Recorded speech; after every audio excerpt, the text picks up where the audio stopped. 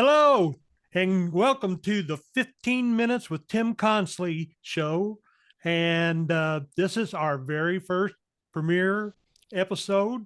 And I'm glad to have on my show today not one, but two guests.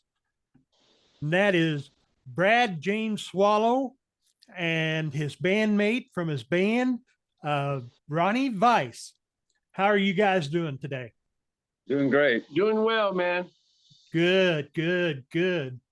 So, first thing I'd like to do is have you tell us a little bit about yourself. Brad, you can go first, and then Ronnie can go. Just tell us a bit about yourself. Just a blues guy, blues and rock guy. We stay in South Louisiana and play in the area in Louisiana, sometimes out. And Ronnie, he actually he was on the road for about 7 years. Correct. Yeah. With the Calico Cats, we did a lot of touring. Wow, that's good. And so, what got you all involved in music, and when? I mean, what was it that really drew you into wanting to sing, wanting to play guitar, and this type of thing? Well, for me, I was like about 14 years old, and I had a good friend, Tony Ardoin, who's a great musician, a couple of years older than me, and he was playing before me. And from him, that's what got me interested. And I wanted to play, so I started playing. And then, like I said, in this area, many musicians. Right.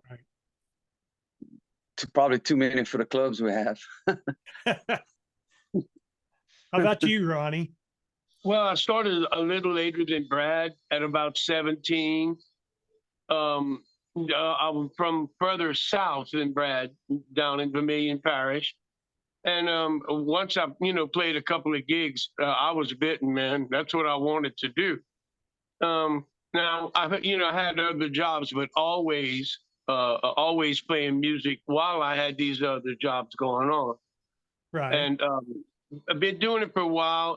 I actually started on bass guitar and did some decades on bass. I'm a journeyman, been around for a while. And right about 95, I switched over to six string and got the opportunity to open up for Jimmy Vaughn in lab. Yes, I know. That's the way I felt. It was like, wow, man. So when I switched over, and then we did the touring between 2000 and 2007, way back then, that Brad mentioned. And it's just, the love of playing live, man. Right. He also used to be David Allan Coe's bass player, the country singer. Wow. Yeah, we don't want to drop a bunch of names on you, but yeah, I did some of that, bro. And just the love of live music, man. Going live is where it's at. I was drunk today, my mama got out of prison. There it is, David's tune. Cool deal, man. Yeah, I've listened to him back in the day. Yeah, that's pretty crazy. That's awesome that you opened up for Jimmy Vaughn and you played with David Allan Coe. I mean, that's starting a pretty good resume right there. Well, thank you. I've been blessed with it.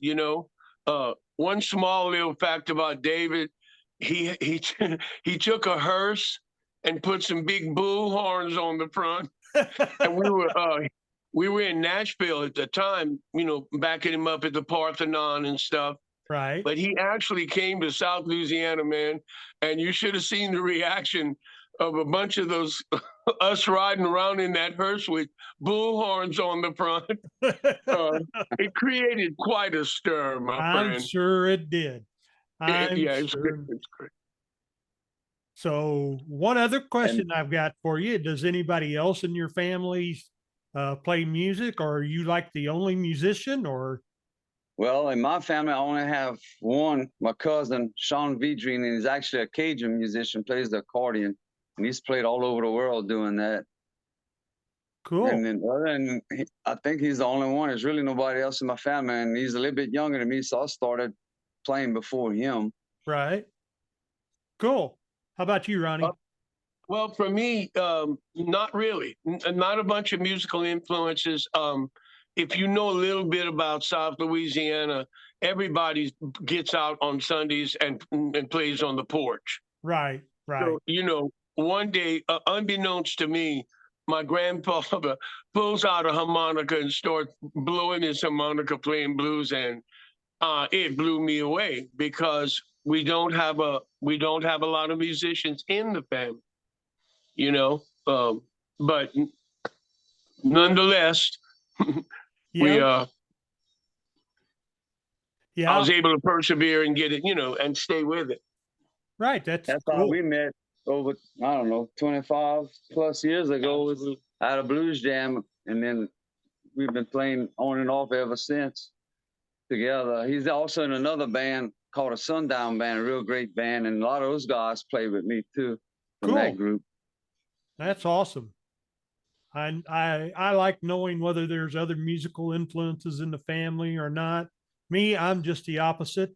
I've got brothers that are a decade plus older than I am. By the time I came along, they already had their own band. My mom played several instruments, and so I grew up in a musical household. So it was only natural when I was a little bitty kid, 3, 4 years old, they would sit me in their laps and put a guitar in front of me, or sit me in their lap on the drums and put drumsticks in my hand. And so it was just kind of a natural thing. By the time I turned 7, I was like, yeah, I want to do this. And that's when I got serious Wow. about it. That's great to have those influences, you know, from your parents and surrounding people, man. Right. It That's is. great. It is. And then Ronnie was my roommate for close to 3 years. And I got the little studio. So you got two guys in the same house that play music. So Oh, yeah. almost everything I would record on, he was on. He was recording stuff in my studio. That song we had wanted to feature, there's been doing a podcast he had done actually at a friend's studio, and I had helped mix the final product. Cool. I listened to both yours and to Ronnie's. I watched both the videos. They were very good. I was like really impressed. That's my kind of music. So, Wow, thank you very much, man. oh, you're most welcome. So, who are your musical influences? Me personally, this is Ronnie. Actually, in the very beginning, it was Johnny Winter. Mm-hmm.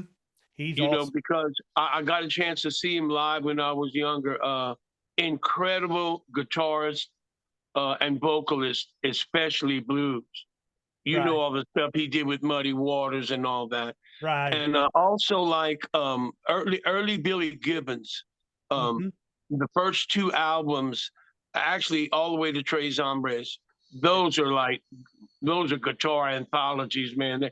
Right. In blues rock and Texas blues. And then I guess last of all, maybe especially early Clapton, from John Mayall all the way, you know. Right. So Right. those are mine. Cool. Brad? Almost all of us. That's probably why we became such good friends. We have really had the same influences. I mean, Ronnie's a little bit older than me, but I hear him laughing. Quite a bit. But I loved Johnny Winter and all the older blues guys. I was like a big BB King freak. Oh, yeah. And then a lot of the local guys, you know, we had a lot like Lil Paul Buck Senegal, Roscoe Chenier. And then we had a bunch of, I don't know if you ever listened to what we call swamp pop music down here. That's like huge out here. It has been since probably the last 60 years or more. Yeah. You know, just growing up, it's kind of a big name. His name was Jay Randall, and he lived next door to me. So I was a little Wow. kid boy, I'd sneak out and I'd go listen to him.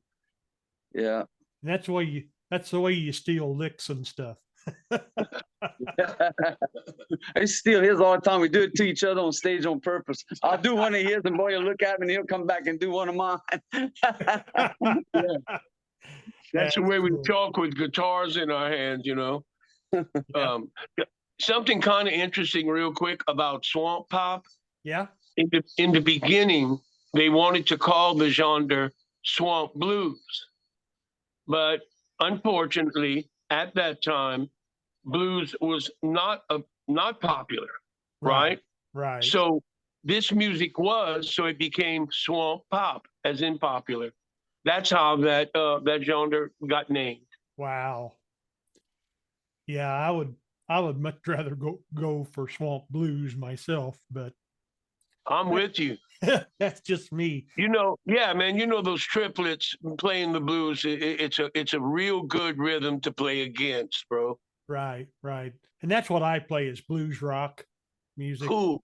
So that's what I'm into. So Yeah, that's he has a awesome. new album out right now. Oh, I can't wait to hear it. I mean, I love new music in that genre, man. Blues rock is where it's at. Oh yeah. Yeah, it is. I just went in August to a town just 30 miles from me, and for the first time ever, got to see Samantha Fish in Oh, concert. yeah. Right. Oh man, Yeah. does she put on a live show? She Let me really ask you, does. was Jonathan Boogie Long with her? No, he wasn't. Now, It was just Jonathan just lives a few miles up from here in Baton Rouge, and when she yeah, started her label, he was the first artist she had signed to her label. right, So and right. I've been to tons of blues jams with Jonathan and stuff. We got a lot of really great players out here. Yeah, I'm very familiar with John, so that's He's got a new album coming out right now. They're about to drop a single. It may be out already. okay. I have to check Yeah. it out. So as a guitar nerd myself, I'm interested in what kind of stuff y'all have in your arsenal as far as your your guitars and equipment and stuff. Oh, I got Strats. I got a 1994 ES 335 Gibson, and then I got a bunch of other guitars. I actually build guitars. I got a wall Really? full of them over there. I do. Watch. I got I copies of Gibsons I made. Watch. Can you see it? yeah, Most of those I've made. cool. What about that yellow one right behind you? I've seen that in a few pictures and videos.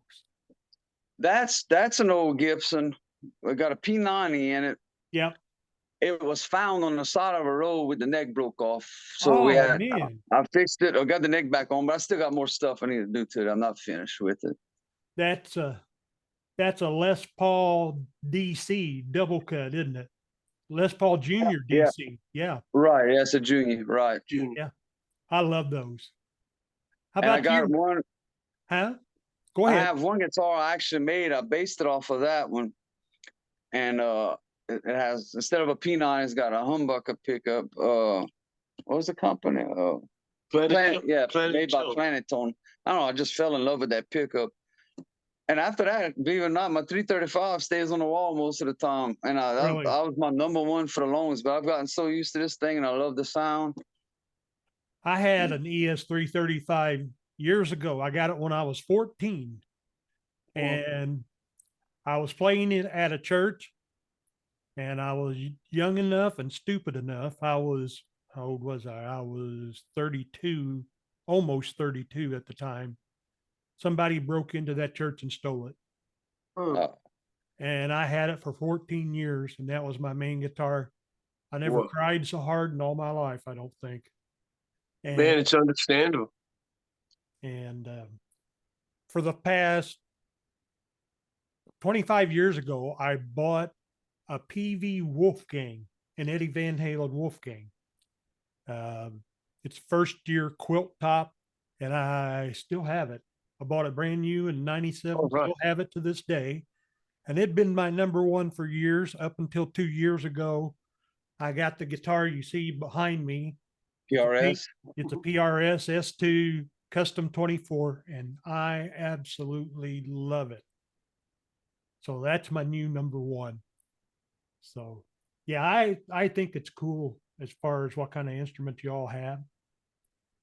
So And Ron is a Finley guy. He's a Yeah. Strat guy. we won't hold that against him.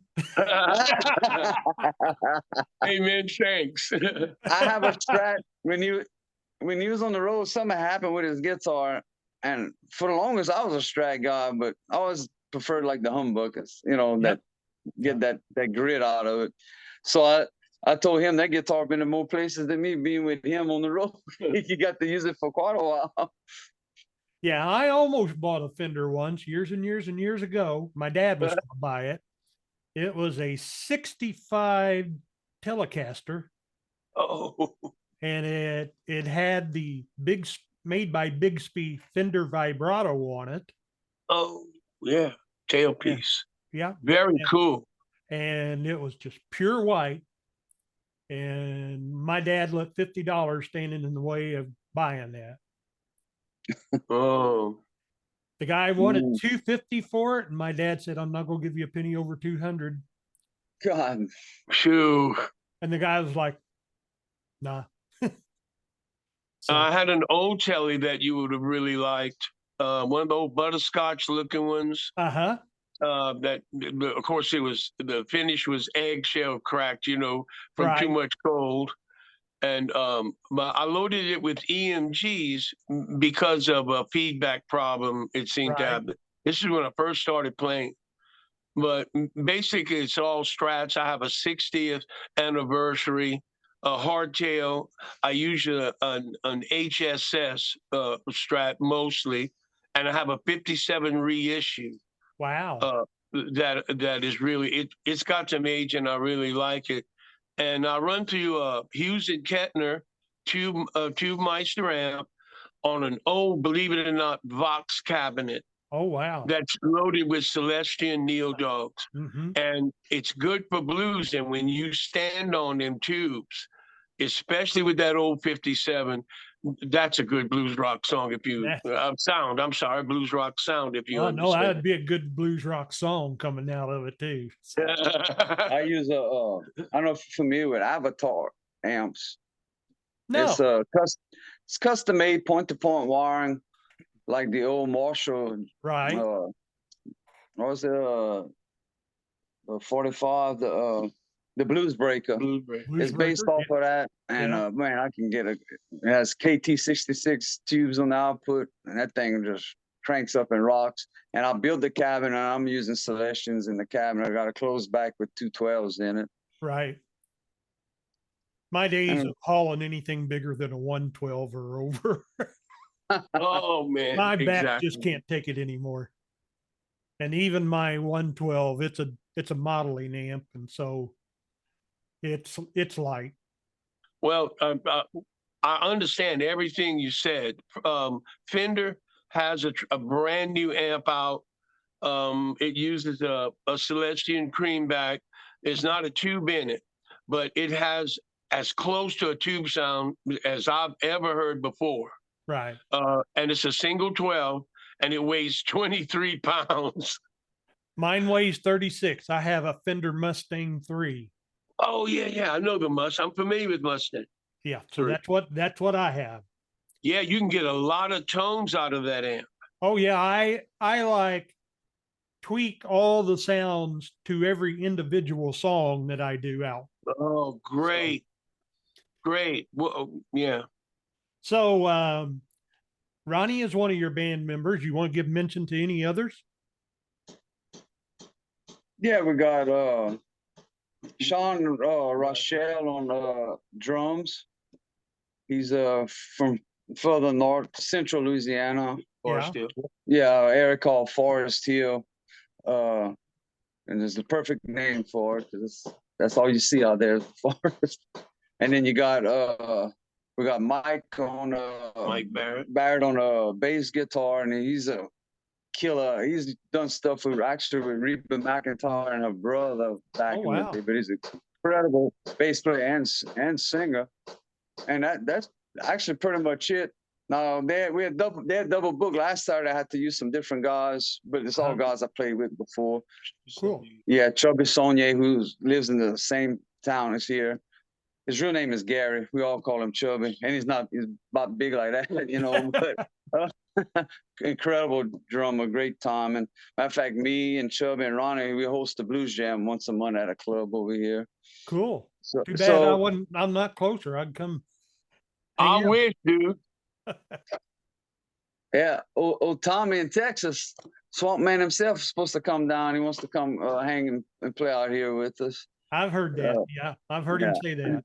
He had sent me a message the other day. I tried to get him out here last weekend, but he was already booked. I think all November he's booked up too, he said. But Yeah. Yeah, I tried to get him for the show we were going to have today, and he's like, "No, I'm too busy." So, yeah. all right, what's coming up for you guys? You got any new projects? You got any concerts coming up? Got a big festival coming up in November, Crackling Festival. That usually draws in about 20,000 people. And in a real small town. So for 1 week, it's hell to drive out here. But that's going on. But we got that coming up. And Ronnie, I think you're playing tonight, huh? Yeah. We just did a really neat little festival that kind of just got off the ground a couple of years. It's way up near Winfield, Louisiana. It's called Wolf Creek Festival. And we just did that one. I also did in Natchitoches, believe it or not, they have a meat pie festival. And we did that one. So we're able to catch, a few of the local festivals. Well, Louisiana-based festivals. Right. And I'm looking forward to the Crackling Festival. We're doing it with Brad. So It's going to be a lot of fun. Great. Y'all got any new albums about to drop? I'm working on some right now in the studio, but it's not done.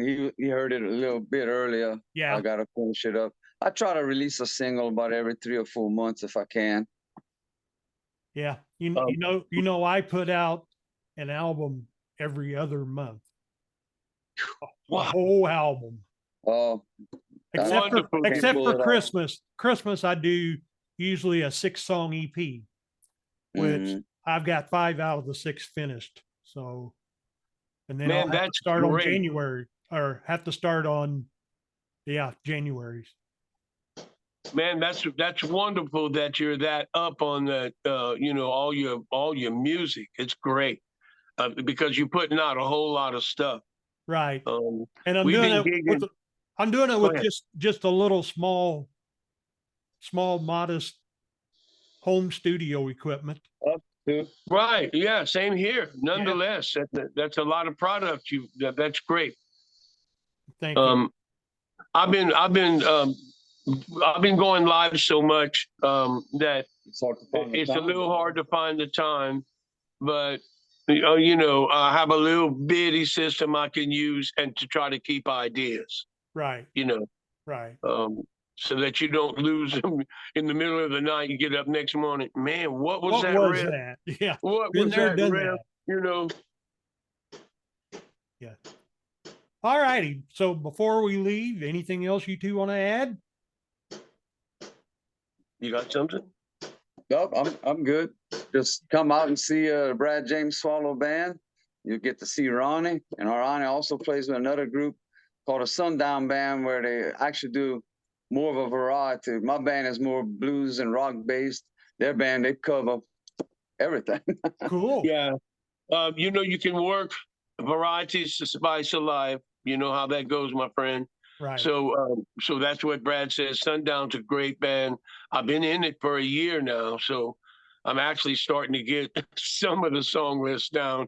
These guys know 1,000 tunes. Really good musicians, So if you're in the area, Central or North Louisiana, come out here, Sundown, or if you come down south, come here, Brad's James Swallow Band. Cool. Awesome. Well, it's been a pleasure to have you two on the show today. I've enjoyed it immensely. And of course, I know Brad, but it's good to meet you too, Ronnie. I like you already. Oh, man, thank you so much. Yeah, I really enjoyed our time, friend. Yeah. Tell Mark to book us up in around the London area. We'll catch a flight and go. Okay. I'll be sure. We got some music stores I like to see over there. I heard about. The ones Hendrix used to go to. Yeah, why not? All righty. I'll let him know. Okay. Well, it was good to have you all today. And so we're going to be signing off. And for Brad and for Ronnie, this is Tim Consley with 15 Minutes with Tim Consley. And we'll see you later on the next episode. Bye, all. Right. Bye, Tim. Bye, Tim.